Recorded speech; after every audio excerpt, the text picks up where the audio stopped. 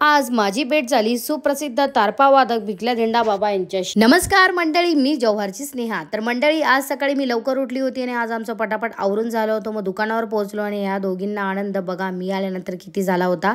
दुकान वगैरे उघडलं, दुकान लावलं आणि इकडे कावळ्यांची सुद्धा गडबड चालू होती। मग त्यांना सुद्धा त्यांचा खाऊ टाकला आणि एक साईडला मी आपले चहाचे कस्टमर पण करत होती आणि कुत्र्यांना सुद्धा खाऊ टाकला। गरमागरम नाश्ता सुद्धा केतनने तयार केला, वडापाव आणि समोसे आणि आपल्या दुकानातली स्पेशल ही लाल चटणी जी की आपल्या गिरायकांना खूप आवडते।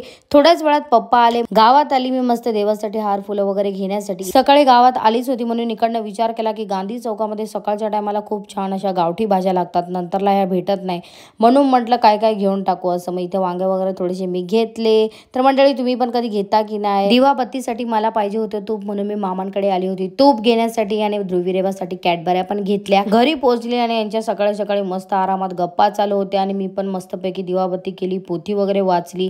नंतर परत मी आली दुकानामध्ये। तर मंडळी, आज भेट झाली ती आपल्या आदिवासी संस्कृतीतील पारंपरिक वाद्य तारपा व त्यांचे अनभिषिक्त सम्राट असलेले सुप्रसिद्ध तारपा वादक भिकल्या धेंडा बाबा। तर मंडळी, भिकल्या धेंडा बाबांना लोककलेसाठी केंद्र व राज्य स्तरावर अनेक पुरस्कारांनी गौरवण्यात आले आहे। त्यांना संगीत नाटक अकादमी पुरस्कार 2001, महाराष्ट्र शासनाचा राज्य संस्कृतीतील पुरस्कार 2022, आझादी अमृत पुरस्कार 2023, जिल्हा परिषद मार्फत पालघर भूषण पुरस्कार देऊन सन्मान करण्यात आले। हे बाबा पालघर जिल्हा परिषदेचे ब्रँड एम्बेसिडर सुद्धा होते। एवढे मोठे व्यक्तिमत्व असून सुद्धा कसलाच मोठेपणा नाही त्यांच्या अंगी। आणि आज आमच्या बघूमम्मीचा दौरा होता जव्हार मध्ये, तसाच गोली आला का मला आनंद जास्त होतो। आज हे दादा आपल्याला भेटण्यासाठी विक्रमगड मधून आले होते। मग मस्त त्यांना चहा वगैरे मी दिला आणि खूप वेळ गप्पाही नंतर आली होती थंडा घेण्यासाठी आणि थंड्याचे मालक सुद्धा आपले बिग फॅन आहेत। संध्याकाळी आली होती मामा मामींकडे चणे शेंगदाणे घेण्यासाठी। तर मंडळी, चणे शेंगदाणे तर बाजूलाच राहतात, पण आमच्या गप्पाच खूप वेळ चालतात आणि खरंच मामा मामींशी बोलून खूप मस्त वाटतं। दिवसभरात धावपळ आणि गडबड इतकी होते की संध्याकाळी इतका थकवा येतो ना की काय सांगू, पण ध्रुवीची गोड स्माइल बघितल्यानंतर सगळा थकवाच गायब।